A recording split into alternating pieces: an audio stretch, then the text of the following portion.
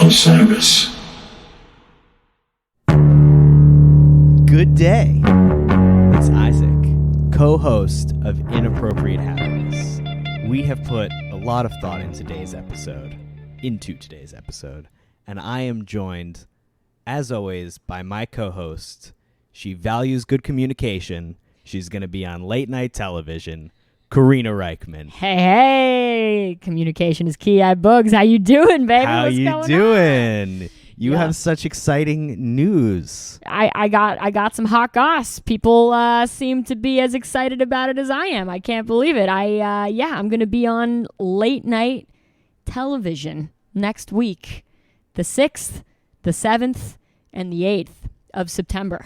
With Mr. Seth Meyers. On Seth Meyers. Yes, correct. My pal Sid Butler plays bass in what they call the 8G band, which is the house band, and he is going to be unavailable. And I was asked to fill his large gaping shoes, and I am so thrilled, and I said a resounding fuck yeah.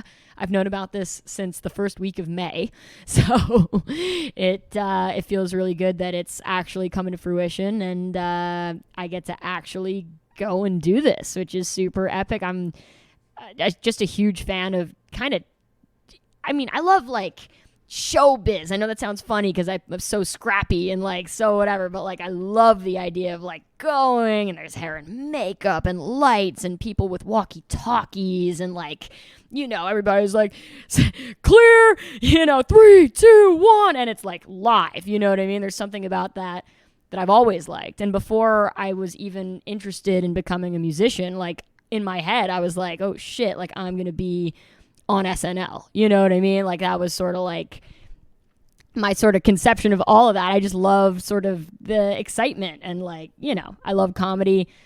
Late night television sounds real good to me. So I'm super stoked to do this, and I get to play bass. And, I went in May and shadowed Sid, the bass player I'm replacing, for a day, which was really interesting. And, Fred Armisen was on drums, which is awesome. And again, just a comic and a dude I respect and love so much. And I think he's so funny and he's such a humble, sweet guy, so it was really cool to be a fly on the wall for all that and see how they do it. It's all improvised, basically, where we just come in at 11 in the morning, write a bunch of quote unquote songs, which is cool. And when you refer to them as different things, you name them stupid stuff so that oh, that A section, B section, that's Martha Stewart Copeland, which was an actual name of a song that they created. And it's all, both commercial breaks and guest walk-on music. And, of course, the intro, the theme song, and the outro theme song. So that's really cool. Yeah. I don't know if that's particular to Seth's show, but you have been on television before in a couple of different instances. And I take it this is the first time this is the format.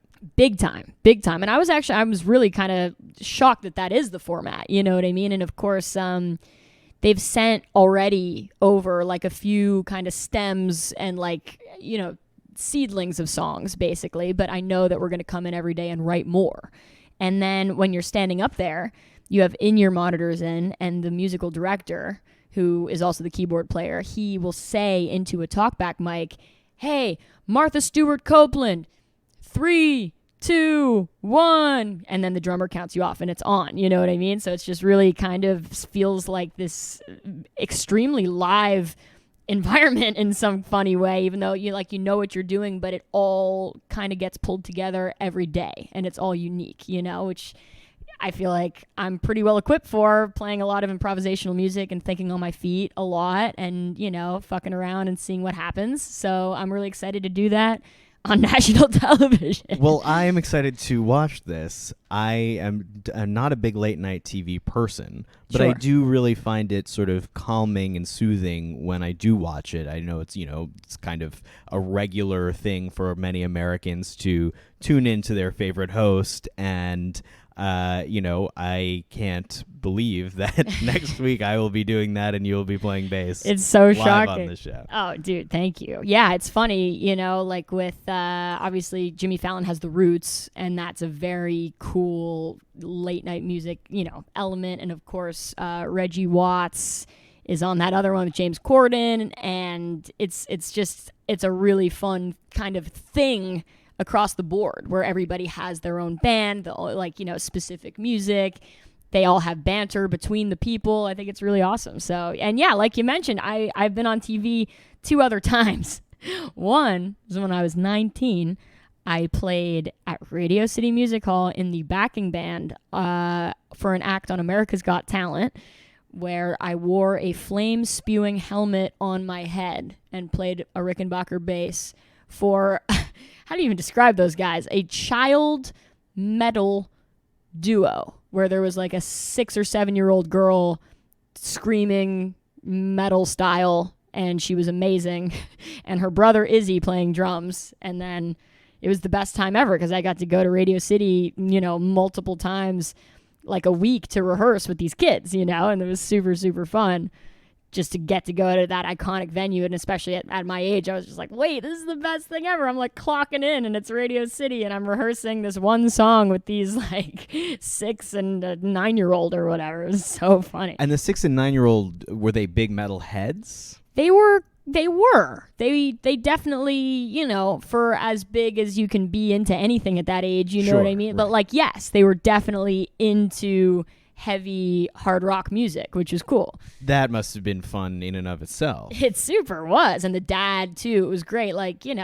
He was really, really cool and wasn't overly stage dad-esque, and it was really just great to work with them and to get that experience. It was everything. And of course, to perform on stage in front of Howard Stern, and totally. Nick Cannon introduces you, it's just so kitschy and amazing. You gotta laugh, and then sparks are literally flying out of your head. I was about to say, I don't know if you've mentioned that part yet. Yeah. That you were wearing a flame shooting helmet. Literally, I wish they let me keep that thing, because what the fuck did they do with it? I would have really put that thing to good use over the years. Yes, a flame spewing helmet was on my head. That was excellent. And then a few years later, Dan Cantor actually put me up to this. For those who don't know, he's a large Fish fan and was Justin Bieber's guitar player for a long time. And he's gone on to be musical director, guitar player extraordinaire for lots of pop acts, including Julia Michaels. And I played he put me up to the task, basically, of I played 2 tunes with her on the Today Show on acoustic guitar. During the Baker's Dozen, for those of you heady enough to care about that small fact. But it was I only missed 2 nights of the Baker's Dozen, and one was the night before this because I didn't want to fuck myself up, and be in another headspace, because I had to wake up at 4 a.m. to be on this TV show. So that was great. And yeah, this is my 3rd TV appearance. I'm so stoked. Well, I remember with that one, they also sort of changed around the plan a couple of times. You were going to be just sort of miming guitar. And then you needed to learn these parts that, are pretty specific pop parts with, certain notes picked out on the guitar and certain ways in which things should be strummed and... Big time. And thank God you're here, my archivist, because that is fucking true, and I completely forgot about that. Oh my God, it's true. They were like, okay, you're just going to be pantomiming. Right, pantomiming. And that was cool by me, whatever they wanted, and I was like, oh, cool. So I know the song enough, but I don't have to know it. And then it was like, just kidding, you're playing everything live. And I was like, oh, shit. Now you got to really learn. And I think Julia Michaels even threw you some shade for cursing on set, right? So, is that true? This is what she said to Dan. Well, yeah, I mean, it's funny. It's, listeners of the show are no, stranger to the fact that, sometimes I've been known to curse like a sailor once in a blue moon, it's just sort of part of the whole package here. But, waking up at 4 a.m, bullshitting with the people I'm meeting, it didn't register with me, but I'm sure, the word fucking came out before most things I said, oh, fucking hell yeah. Ah, dude, no, it's a fucking blast. What a fucking pleasure. I don't know. Probably things along those lines. And she said to Dan Cantor, who got me the gig, she said, who was that girl on guitar? She was awesome. She cursed a lot. Which I really, you know, I took that one for sure. I was like, wow, nice. High compliment from Julian Michaels. Totally. You gotta love that. She's awesome. So I'm gonna try to tame my sailor's mouth at 30 Rockefeller Center this week. And I think it's probably pretty embraced there. I mean, it's gotta be. You know, it's gotta be. We'll find out. Yeah, we will literally find out. So that is what's happening in my world, iBugs. I'm very stoked about it, and I'm just, you know, people are texting me and calling me out of the woodworks, you know, with super, you know, stokitude about this, which makes me super stoked because I am too, and I love that people, like, you know, kind of get that this is a big deal for me, so I'm super excited. Totally. And I mean, this is a really impressive resume already of television gigs. But, you know, I mean, and maybe you need to think on this for a while. Tell me. If you were to configure a late night show, sure, where, I don't know, maybe you host and you're the musical guest, Ugh. Who else is on set with you? Who else is, you know, chatting it up with you on the couch, in the band, doing a sketch or two, you know, any specific bands, people? Dude, I mean, an absolute wrecking crew on that show. My show would be balls to the walls. Great question. I mean, you know, Adam Sandler. Adam Sandler, okay. I will pull him out of quasi-retirement. Just kidding. He's certainly not retiring. But I'll be like, yo, Adam, what are you doing? You want to chop it up with your girl? No? Trey. Clearly in the band when he's in town. Other than that, you know, maybe Trent Reznor. All right. And then other than that, you know, Beck. I just Karina called Beck. Loves the 90s. Dude, she does. I'm really entrenched in 90s culture, which is unbelievable considering I was born in 93, wasn't conscious for any of the 90s. But still steeped in nostalgia for it, baby. Yeah, no, I mean, I would love that. That would be the dream of all dreams. I don't even know how I would, you know, begin to construct that. But, you know, I would host, and then I would be like, all right, and then I'd run over to the bandstand and play myself out. Yeah, right. Yeah. Which would be the best part ever. So, yeah, I'm super stoked. And actually, we have to shout out one of our listeners.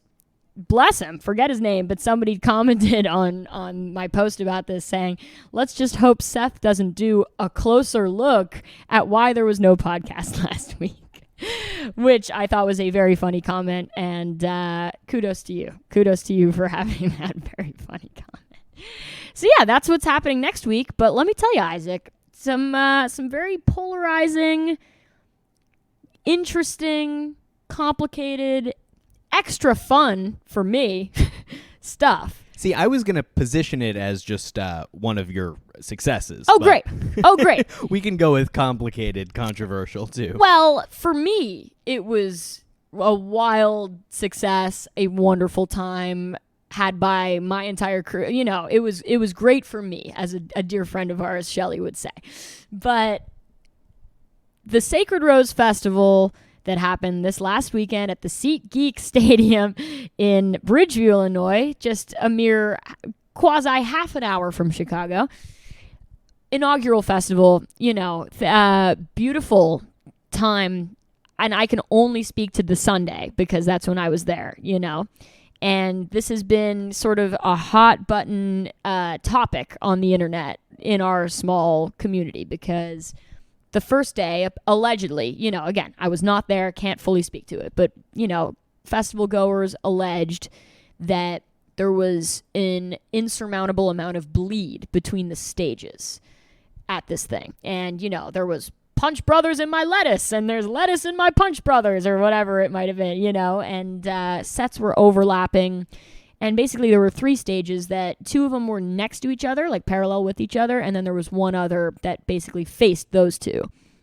And that was a shame for everyone involved. So much so that the next day the festival posted on their Instagram and their socials saying, hi, we're sorry, we heard you, we agree, we were there, we are taking all measures we can to, make this better, basically. And then they went and staggered the sets from then on. Even my set was supposed to begin at 1:15. It got shifted to 1. And everybody else's things got jostled around to minimize this problem. So that was day 1. There were some other complaints that, they seemed to try to get under control, whatnot, blah, blah, blah. Everybody says Saturday was great for the most part. Am I right?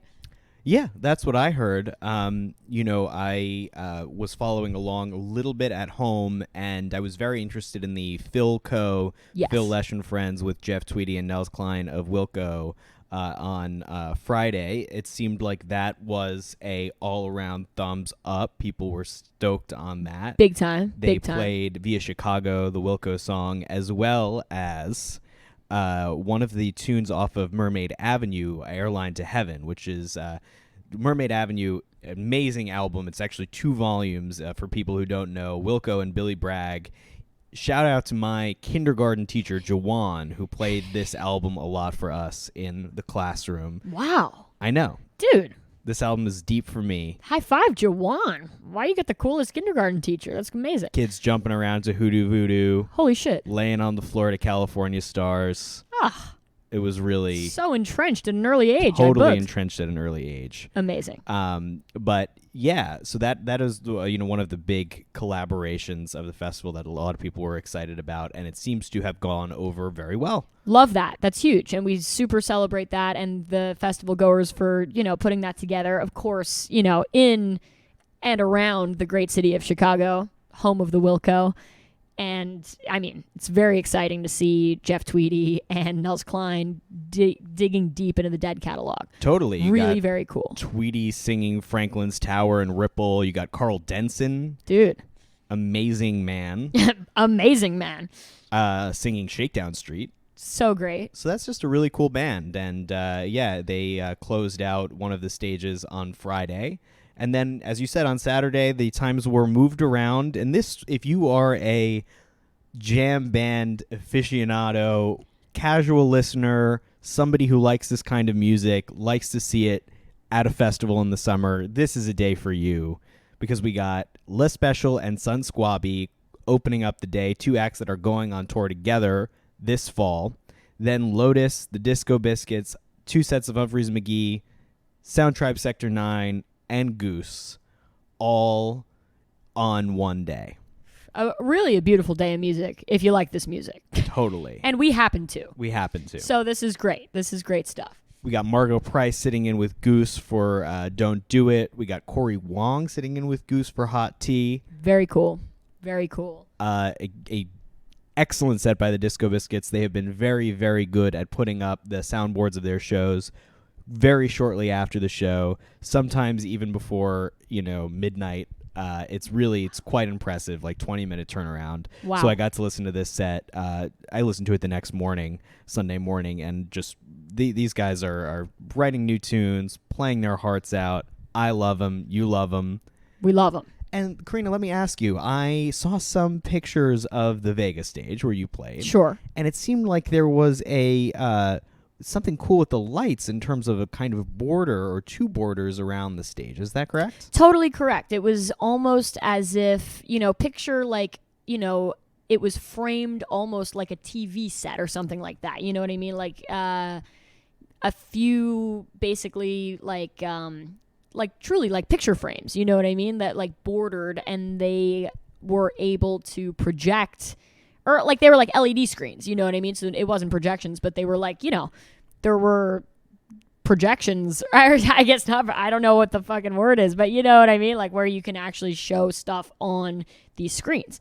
And it was really, really cool. And, people utilized them in different ways and in really cool ways. And it looked awesome. My stage was super epic. The Vega, very, very cool as such, So yes, that was utilized beautifully. And then, the Canopy stage also had a very beautiful look to it with, as the name would state, sort of a canopy, and there was like sort of this different colored, like, I don't know, shrapnel. I don't know what it was, but it was all hanging down and it looked really, really cool. So all in all, the stages looked very appealing. And there was a lot to like, there was like, that sort of, it looked like Rainbow Road from Mario Kart, which I feel like they had this sort of thing at a Fish Mexico or two, where it's just like, a gradient of rainbow hanging overhead that you walk down through. There was a laser dome that was really incredible where the DJs would perform, and like it was visually stunning. Pretty amazing. And then it turns to Sunday, right? I consider myself extremely lucky that my band got to play at all. But we did. We opened up the aforementioned Vegas stage and had a wonderful set. Really, really fun. So grateful that anybody on the third day of a festival would come, on the Sunday at 1:00 to see me or anybody. It's amazing. So I was super stoked about that. And then my good friend Blue to Tiger, also a blonde bass extraordinaire, got to play right after me on the same stage.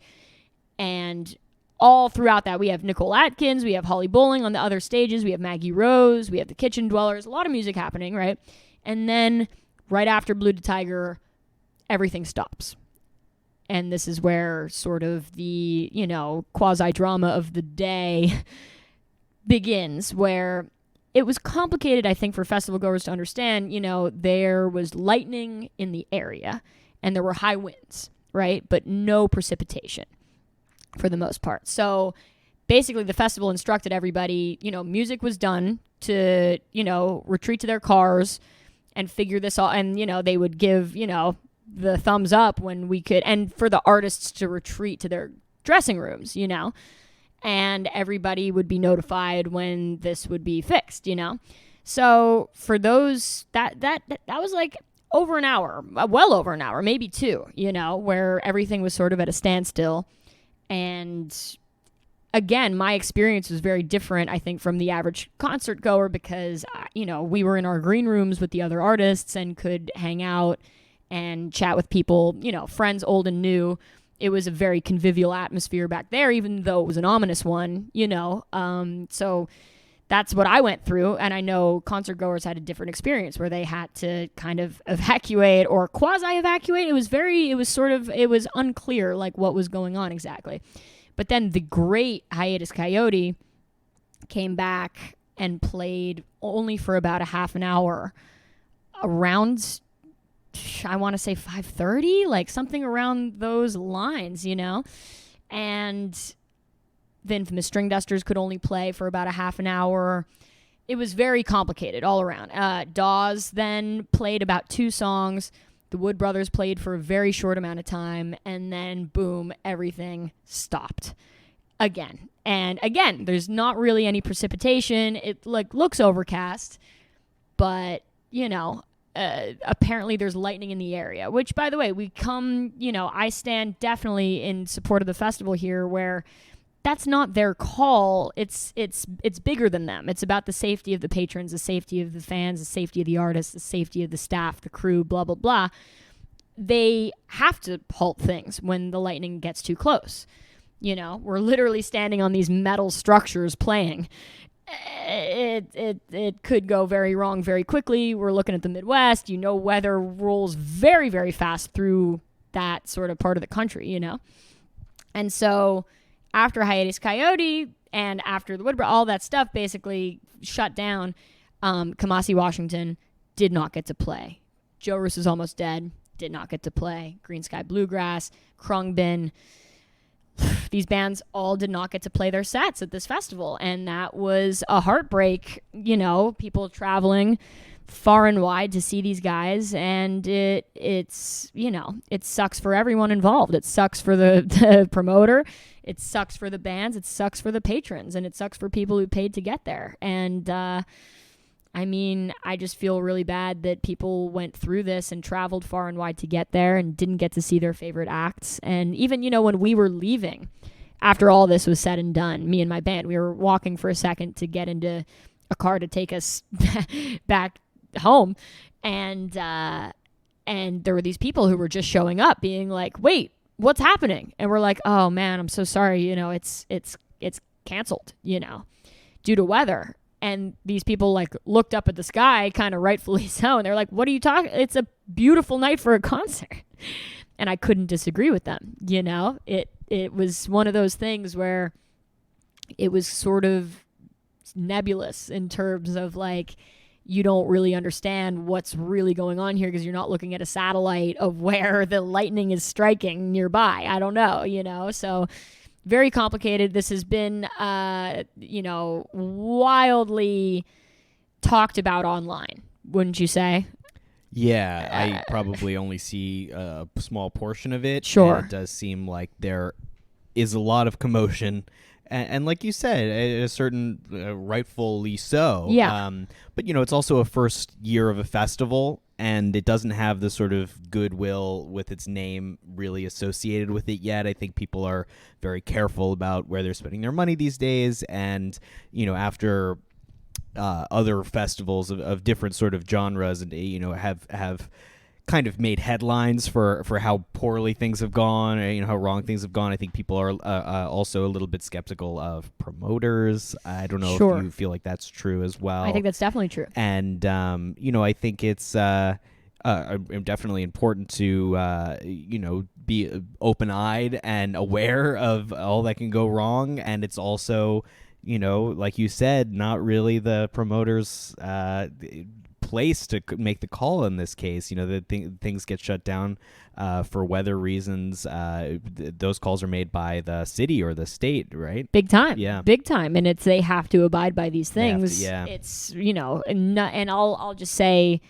on this level, you know, I completely understand where people are coming from in terms of the complaints, you know, about the sound bleed and a few other things that were happening, you know, in the first few days. But it seems like the general vibe of like, you know, the weather canceling acts on Sunday was sort of like the icing on the cake for some people. Yeah.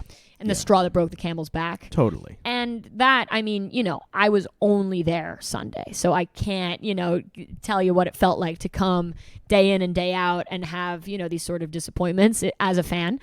So I really understand that on some level, but at the same time, all I'm going to say is, you know, Michael Berg, a very dear friend, a very excellent concert promoter who, you know, started Halloween, you know, puts on North Coast Festival in Chicago at the same place, does a million things. That guy cares more than just about anybody I've ever met. And, you know, it is heartbreaking for me as his pal and somebody who's worked with him for many, many years to see sort of the way that this has been received online by many.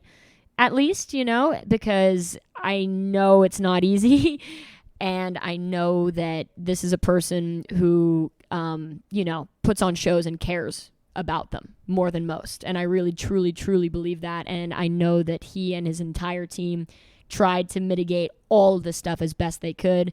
And it just, you know, a lot of it was met with complaints by a lot of people. And I stand in support of you know, the promoter in this, just because, you know, I think obviously some things could have been handled better, of course, but you're learning on your feet, you're doing it in a whole new place, and nobody controls the weather, and it's not his call to call the music. Like we said, it's, you know, when there's, you know, lightning in an 8-mile radius, you're done. You're just done. You know, it's the safety of the patrons and everybody. Thank you for keeping us safe on the Sunday.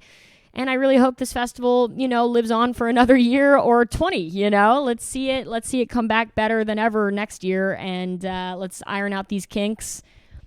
It all happens, you know, and I feel terrible for all my friends who didn't get to play. I have heard that Bob Weir controls the weather, and he's notably absent from this lineup. So, oh, good point. Good point. Maybe get Bobby in there next year. So maybe Wolf Bros next year, maybe just Bobby and John Mayer like they just did in Montana. Well, with this in the rear view, a lot of the bands that played this festival have announced returns to the area. Which is beautiful. Specifically at the Riviera Theater. We have 3 nights of Joe Russo's Almost Dead on December 2nd, 3rd, and 4th.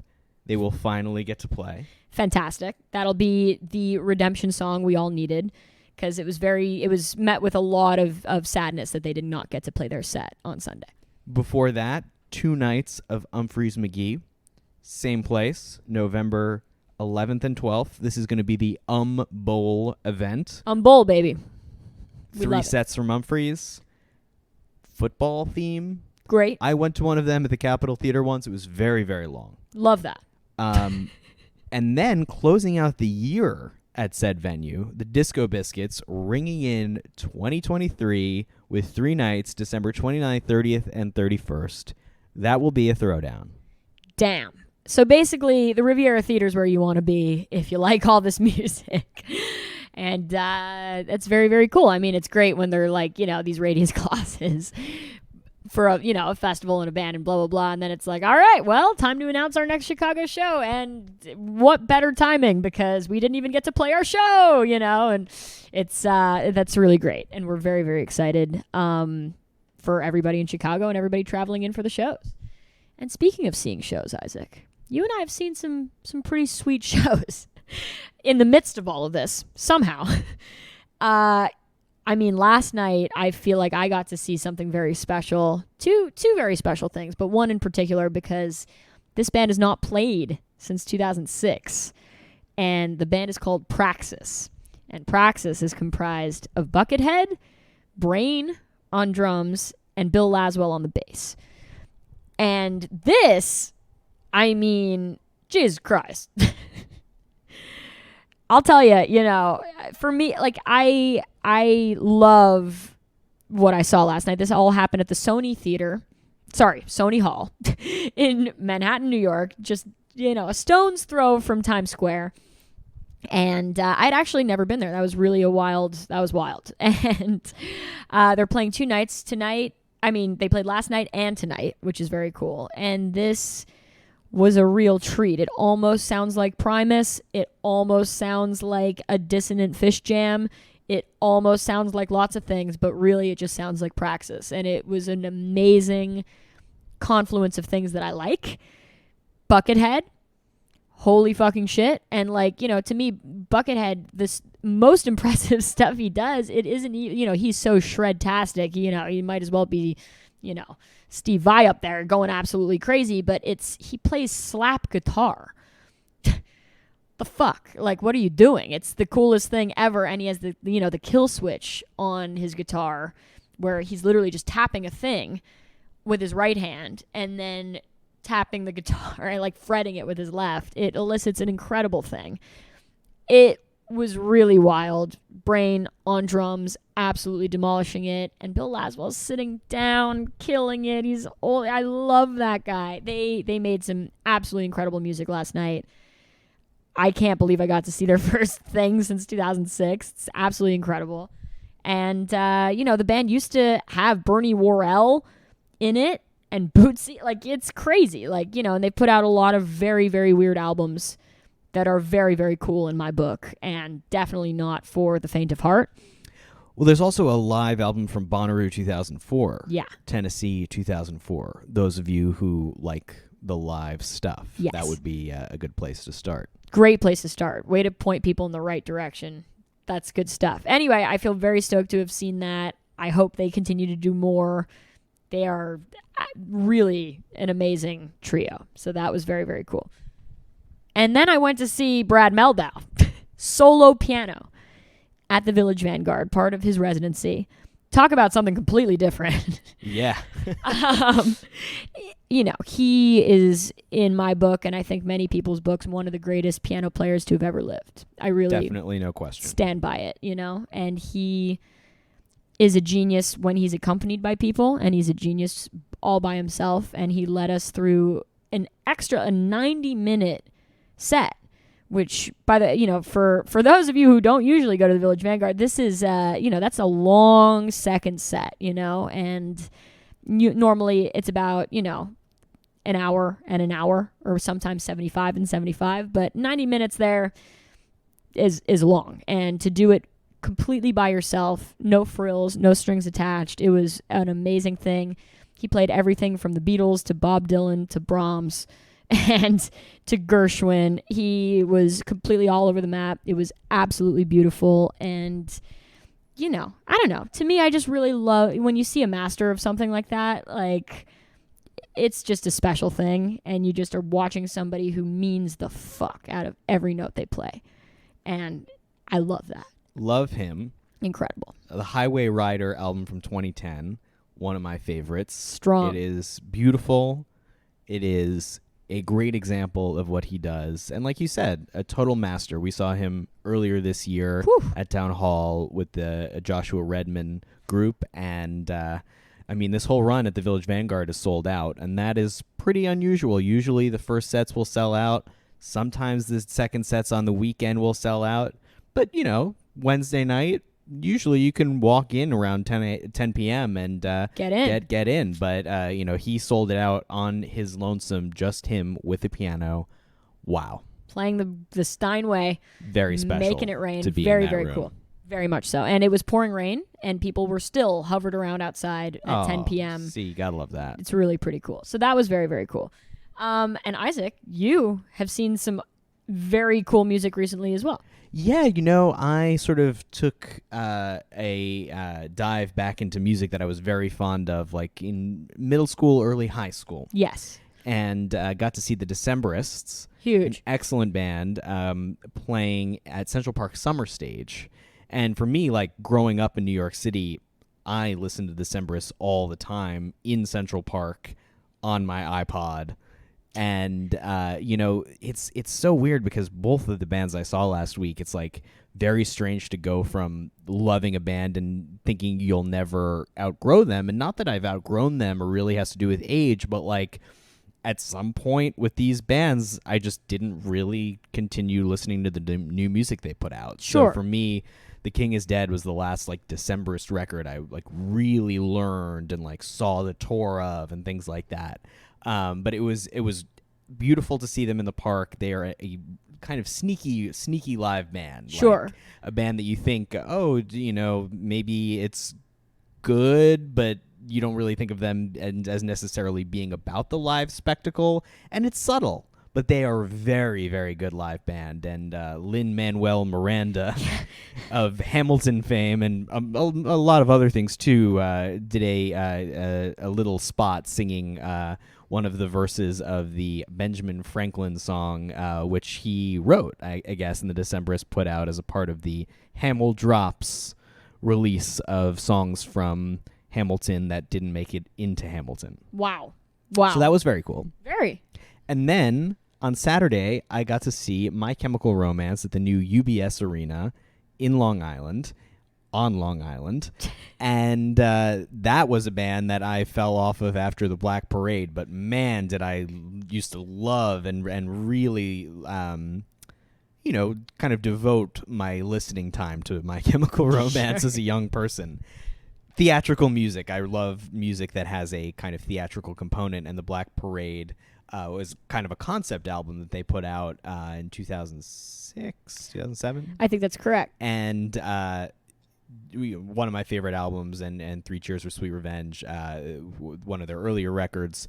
Those two big albums for me, and the show is part of this reunion tour that's gotten postponed a bunch because of COVID, and they really came out swinging. And Gerard Way is a very compelling frontman, in my opinion, and he it gives it his all night after night, and this was absolutely no exception. He was totally ravenous and out for blood, and I am going to try to catch more shows on this reunion tour because this music is very, very special to me. And like I said, it's not that I necessarily feel like I've outgrown these bands. It's just that, like, with a band like Phish, they can put out new music that I don't even like, and I'll pay attention to it. But for whatever reason, with My Chemical Romance and the Decemberists, I don't know. Like, sure, it's not that my taste has changed because I go to these shows and I love it, but I just, I've been given these two opportunities last week to get to revisit this music, and it was very, very special. So cool. I mean, I think instances. it, we'd be remiss to not mention, if you were like Isaac and I, 11, 12, 13 years old when that My Chemical Romance record came out, it completely dominated the counterculture of the time. And if you were like us and interested in such things and got enraptured in such things, you know what I mean? It was unavoidable in the best way, sort of. And it definitely, it absolutely permeated like this very, it wasn't niche because it was ubiquitous almost, but it was still sort of for the freaks, the outcasts, the sort of, there was this emo movement that was happening then that was unavoidable. It was, what we had, you know what I mean? It was sort of where rock and roll had gone at a certain point, and My Chemical Romance sort of represented this huge moment of that, which was, I thought, awesome at the time. As you say, as a 12-year-old, I was enraptured by those records, 100%. Yeah, and I guess part of the thing is like when you're in it, you're so in it. Yeah. That like if you kind of deviate from it a little bit, it's easy to fall out of it. Sure. 100%. Which, again, doesn't mean I like it any less. Very much so. And I also really hope to see one of those shows. And I know I will be brought right back to 6th, 7th grade, hearing those songs again. And like you say, Gerard Way as a front man, beyond compelling.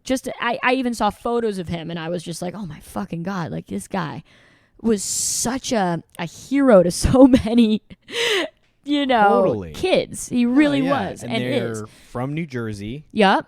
And from Long Island. After. Oh, sorry. You mean My Chemical Romance. I thought you meant the kids who love them. Oh, no. Yeah. No. My Chemical Romance are from New Jersey. Yes. And the kids who love them are from New Jersey and Long Island, definitely. Formed after September 11th happened as sort of a... I don't know, they felt like they needed to respond with music, and it feels like they do continue to respond to feelings of isolation, feelings of sadness, feelings of confusion and fear big time through music. And they've put out a single since this reunion, but I'm hoping for new music from them because those feelings are still around.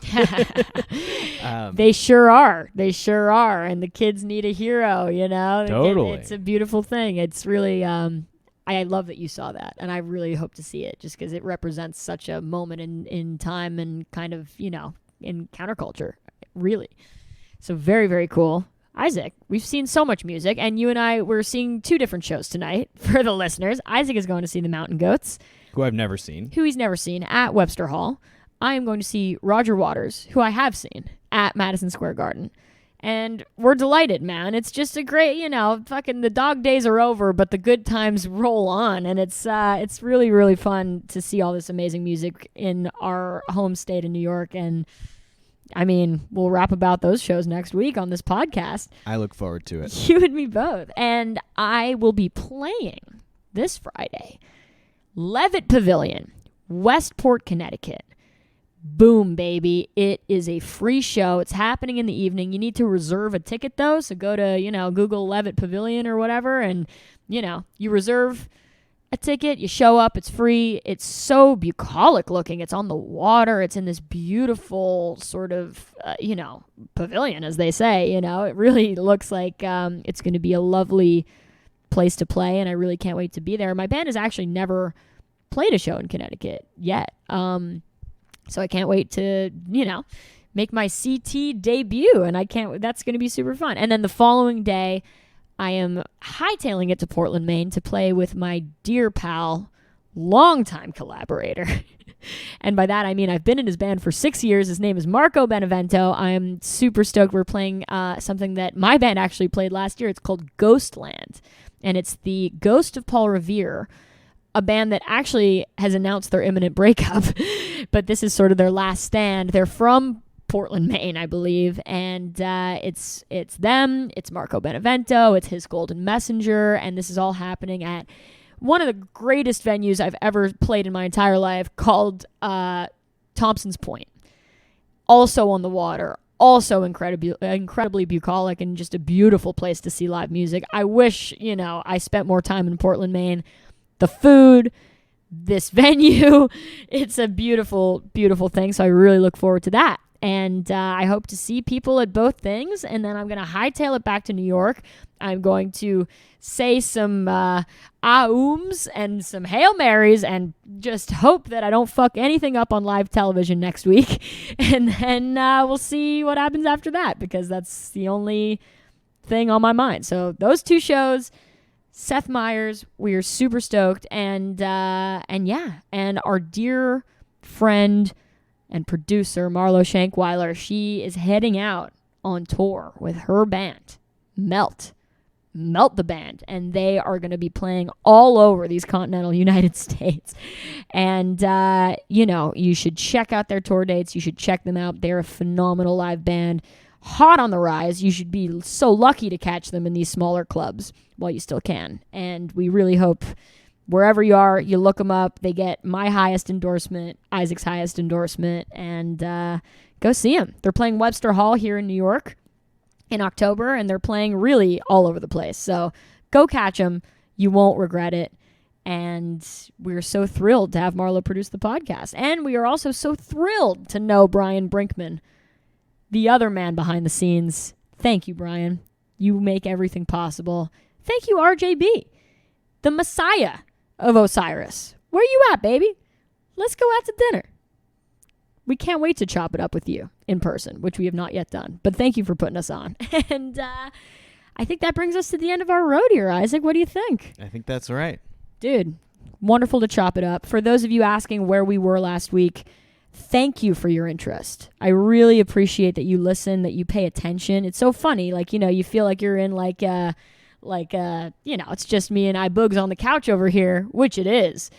But people actually expect this and listen to this, and it means the world to us. And we really, appreciate you tuning in and following along and, caring about what we've got to say. It's an amazing thing. So thank you. And we're here to stay now. Thank you so much for tuning in. And we will see you next week while I am in the middle of Late Night with Seth Meyers. Take care, everybody. Cheers. Yeah, I never learned to camp. Can't even pitch a tent. I've been jumping turnstiles, hailing taxis with intent. Do you need directions? I bet it's not where you're from. Osiris.